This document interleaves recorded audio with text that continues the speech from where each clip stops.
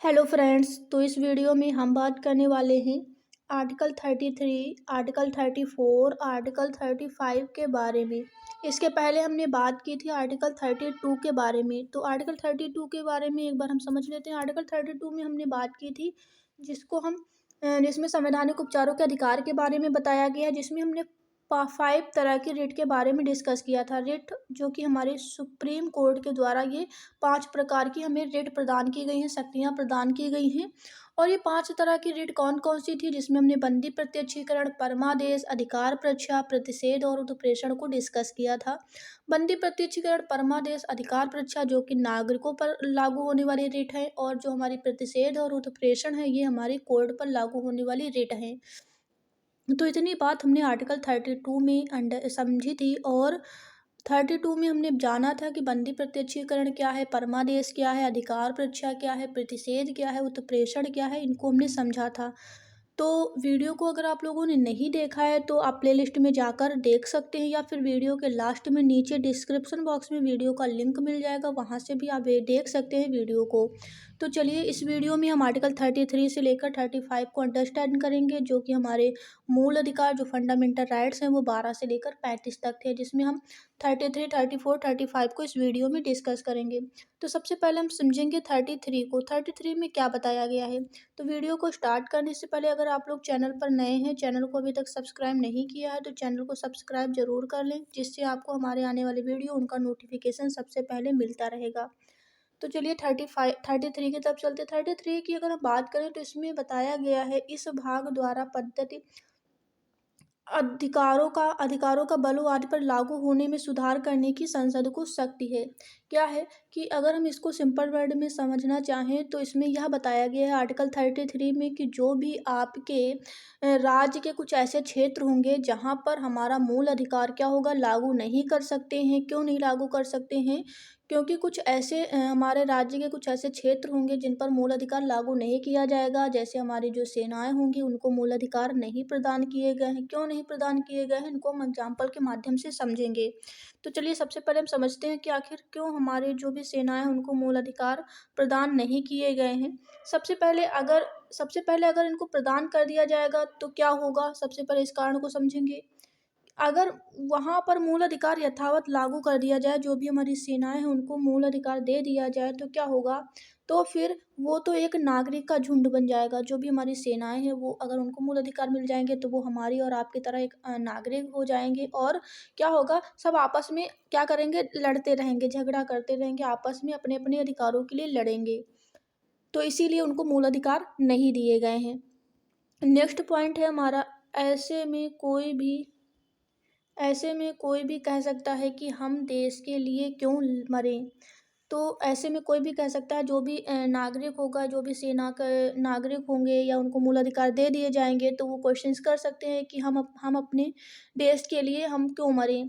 तो अनुच्छेद जो 21 है, अनुच्छेद 21 जो है, हमें जीवन जीने यानी प्राण एवं देह की स्वतंत्रता कौन आर्टिकल देता है, 21 देता है, जिसमें यह बताया गया है कि आपको जीने की स्वतंत्रता है। प्राण आपको आपको वातावरण जो है, आपका वातावरण शुद्ध होना चाहिए। अगर आपके वातावरण में पॉल्यूशन है, प्रदूषण है वातावरण में, तो उसके लिए भी आप एक्शन ले सकते हैं। यानी प्राण एवं दैहिक स्वतंत्रता का जो अधिकार है वो आर्टिकल 21 में बताया गया है। तो इसी के अकॉर्डिंग यानी कि 21 के तहत ही यह अधिकार प्राप्त है। कि सोचिए कि ऐसी स्थिति में देश की सुरक्षा का क्या होगा। अगर जो सेनाएं होंगी उनको मूल अधिकार दे दिए जाएंगे तो वो तो देश की सुरक्षा करने से मना कर देंगे। तो इससे क्या होगा, देश की जो सुरक्षा होती है तो वो नहीं होगी। ऐसी स्थिति ना उत्पन्न हो, इसीलिए आर्टिकल 33 को बनाया गया है। क्या बनाया गया, आर्टिकल 33 को बनाया गया, जिसमें हमारी सेनाओं को मूल अधिकार प्रदान नहीं किए गए हैं। तो इसी को ध्यान में रखते हुए, जिससे हमारे देश की सुरक्षा हो सके, इसी को ध्यान में रखते हुए आर्टिकल 33 का प्रावधान किया गया है। आर्टिकल 33 में जो भी हमारे सेनाएं हैं उनको मूल अधिकार प्रदान नहीं किए गए हैं। तो आर्टिकल 33 अंडरस्टैंड हो गया होगा। तो आर्टिकल 33 अगर सिंपल शब्दों में समझना चाहें तो इसमें यह बताया गया है कि जो भी हमारी सेनाएं हैं उनको मूल अधिकार प्रदान नहीं किए गए हैं। अगर उनको मूल अधिकार प्रदान कर दिए जाते हैं तो हमारी देश की जो सुरक्षा होती है वो नहीं होगी, और इससे बहुत सारी समस्याएं उत्पन्न होने लगेंगी।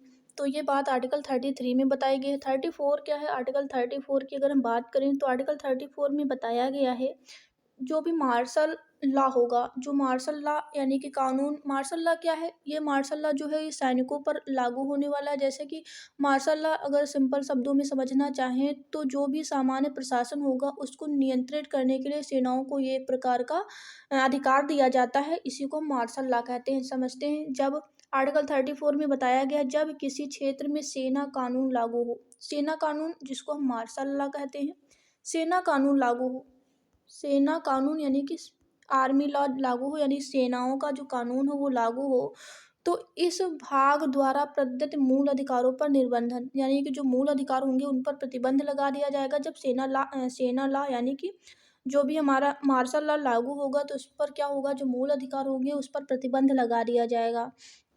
चलिए समझते हैं कि ये अनुच्छेद मार्शल लॉ लगने जैसी असामान्य परिस्थिति में मूल अधिकारों पर प्रतिबंध की बात करता है। क्या होगा, जब मार्शल लॉ लगता है तो उसमें क्या होगा, मूल अधिकारों पर क्या लग जाता है, प्रतिबंध लग जाता है, रोक लग जाती है। दूसरे शब्दों में आप कह सकते हैं कि जब भी भारत में कहीं भी मार्शल लॉ लागू होगा, वहाँ अनुच्छेद 34 के तहत मूल अधिकारों पर क्या लगाया जाता है, प्रतिबंध लगा दिया जाता है। जब भी कहीं पर भी मार्शल लॉ लगेगा तो मार्शल लॉ किसके आर्टिकल 34 के अकॉर्डिंग लगता है। आपात जो मार्शल लॉ की बात की गई वो 34 आर्टिकल में की गई है, याद रखना। और जब भी मार्शल लॉ लगेगा उस टाइम क्या होगा, जो मूल अधिकार होंगे उन पर प्रतिबंध लगा दिया जाता है। नेक्स्ट पॉइंट है, मार्शल लॉ का सीधा जो मतलब होता है वो सामान्य प्रशासन, सीधा जो मतलब होता है सामान्य प्रशासन को सेना द्वारा अपने नियंत्रण में ले लेना। जो मार्शल लॉ होता है इसका जो सिंपल सा मतलब होता है वो ये होता है कि जो भी सामान्य प्रशासन है उसको, सामान्य प्रशासन को क्या करती है सेना जो है अपने नियंत्रण में ले लेती है। ऐसा होते ही वहाँ साधारण कानून पूरी तरह से क्या हो जाता है, समाप्त हो जाता है। और सैन्य प्रशासन कुछ असाधारण अधिकार, सैन्य प्रशासन को कुछ असाधारण अधिकार मिल जाते हैं, जैसे कि किसी नागरिक को मृत्युदंड देना आदि। उस समय क्या होता है, जो भी साधारण जो भी कानून होता है वो समाप्त हो जाता है और सैनिक सैनिक जो होते हैं उनको कुछ असाधारण अधिकार मिल जाते हैं, जैसे कि किसी भी नागरिक को मृत्युदंड देना। ये सारे अधिकार किसको मिल जाते हैं, सेनाओं को मिल जाते हैं। तो यही हमारा मार्शल लॉ है। नेक्स्ट पॉइंट है हमारा, वैसे वैसे मार्शल लॉ संविधान में व्याख्यायित नहीं किया गया है। जो मार्शल लॉ है उसको संविधान में क्या किया, एक्सप्लेन नहीं किया गया है, लेकिन इसका मतलब यही है कि इसका मतलब यही समझा गया है कि जो सैन्य शासन को समझा गया है। मार्शल लॉ का मतलब ये समझा गया है कि जो सैन्य शासन होंगे उन्हीं को उनको जो सामान्य प्रशासन होगा उनको नियंत्रित करने के लिए जो सैन्य को शक्तियाँ प्रदान की गई हैं वही हमारा मार्शल लॉ कहलाता है। तो ये हो गई आर्टिकल 34 की बात। आर्टिकल 34 अगर मार्शल लॉ की बात की जाए तो इसका डिस्क्राइब आर्टिकल 34 में मिलता है। आर्टिकल 34 में जो भी हमारी सेनाएं होंगी उनको कुछ अधिकार मिल जाते हैं जिससे हमारा जो सामान्य प्रशासन होगा उनको नियंत्रित कर सकें। तो ये बात आर्टिकल 34 में बताई गई है। नेक्स्ट पॉइंट है हमारा, नेक्स्ट आर्टिकल है जो हमारा 35 है। 35 में क्या बताया गया है, 35 में जो आर्टिकल 35 में यह बताया गया है कि जो भी हमारे आर्टिकल यानी मूल अधिकार हैं उनको प्रभावी बनाने के लिए जो संसद होगी उनको शक्तियाँ प्रदान की गई हैं। तो आर्टिकल 35 को समझते हैं।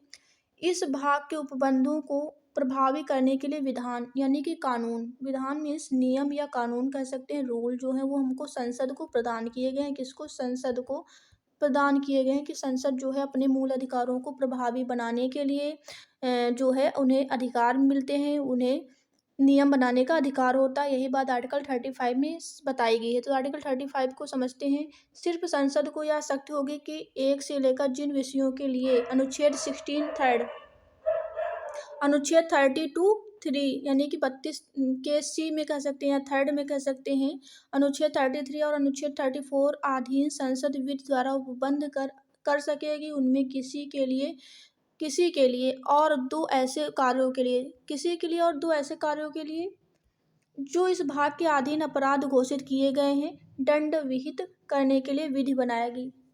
क्या करेगी, वो कानून बनाएगी। कौन, संसद बनाएगी। तो यही बात आर्टिकल 35 में बताई गई है। आर्टिकल 32 जिसमें हमने 5 रेट के बारे में बात की थी, बंदी प्रत्यक्षीकरण, परमादेश, जो 5 प्रकार की जो हमारी डेटें थी उन पर हमने बात की थी। बंदी प्रत्यक्षीकरण, परमादेश, अधिकार परीक्षा, प्रतिषेध और हमारा उत्प्रेषण, इनके बारे में आर्टिकल 32, जिसमें हमारा जो जो उत्प्रेषण और प्रतिषेध है जो कोर्ट पर लागू होता है, कोर्ट पर लागू होने वाली रिट होती है, और जो प्रत्यक्षीकरण, परमादेश और अधिकार परीक्षा है ये हमारे नागरिकों पर लागू होने वाली रिट होती हैं।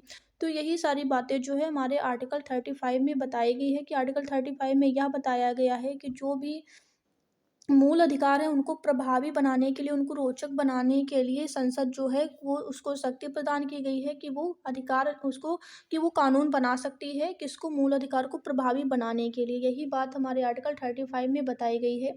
आर्टिकल 35 में केवल संसद को कुछ ऐसे विशेष मूल अधिकार हैं, जो फंडामेंटल राइट्स हैं, वो संसद को कुछ ऐसे दिए गए हैं जिससे वो अपने मूल अधिकारों को क्या प्रभावी बनाने के लिए, कानून बनाने की उसको शक्ति प्रदान की गई है। जैसे जैसे एग्जाम्पल के माध्यम से समझते हैं, जैसे राज्य, केंद्र या किसी भी प्राधिकरण में किसी रोजगार या नियुक्ति के लिए निवास की व्यवस्था करना। आर्टिकल 16 थर्ड में इसकी व्यवस्था है। इसमें आर्टिकल 16 का यानी 16 का थर्ड जो पार्ट है उसमें यह व्यवस्था है कि जो राज्य और जो केंद्र में जो प्राधिकरण हैं उसमें जो रोजगार नियुक्त किए जाते हैं उनकी व्यवस्था किसमें की गई है, आर्टिकल 16 थर्ड में यह व्यवस्था की गई है। तो क्या है, जो हमारी संसद है वो कानून बना सकती है। कानून क्यों बना सकती है, क्योंकि जो हमारे मूल अधिकार होंगे उनको प्रभावी बनाने के लिए। नेक्स्ट है हमारा जो नेक्स्ट एग्जाम्पल है वो ये है कि जो मूल अधिकार होंगे उनको क्रियान्वयन के लिए मूल अधिकार जो होंगे उनको क्रियान्वयन के लिए रिट जारी करने के लिए उच्चतम एवं उच्च न्यायालयों को छोड़कर अन्य न्यायालयों को भी शक्ति देना अनुच्छेद 32(3) में इसकी व्यवस्था की गई है। तो जैसे कि आपका इसमें यह बताया गया है कि जो उच्च न्यायालय अब इसके पहले भी हमने बताया था कि जो आपके प्रतिषेध और उत्प्रेषण हैं जो आपके कोर्ट से रिलेटेड हैं, रिटें हैं, तो इनको छोड़कर यानी कि उच्च न्यायालयों को छोड़कर अन्य न्यायालयों को शक्ति देना। जैसे कि अन्य जो न्यायालय हैं उनको शक्ति प्रदान करना, यानी कि आर्टिकल 32 के अकॉर्डिंग, आर्टिकल 32 में जिसमें 5 तरह के रिटों के बारे में बात की गई है। तो यही बात आपके आर्टिकल 35 में बताई गई है। तो आई थिंक आर्टिकल 35 अंडरस्टैंड हो गया होगा। आर्टिकल एक बार हम फिर से रिवीजन कर लेते हैं। अगर हम बात करें आर्टिकल 33 की, तो आर्टिकल 33 में यह बताया गया है कि जो भी राज्य के कुछ ऐसे क्षेत्र होंगे जिनमें जो हमारे मूल अधिकार होंगे वो सेनाओं को नहीं दिए जाएंगे।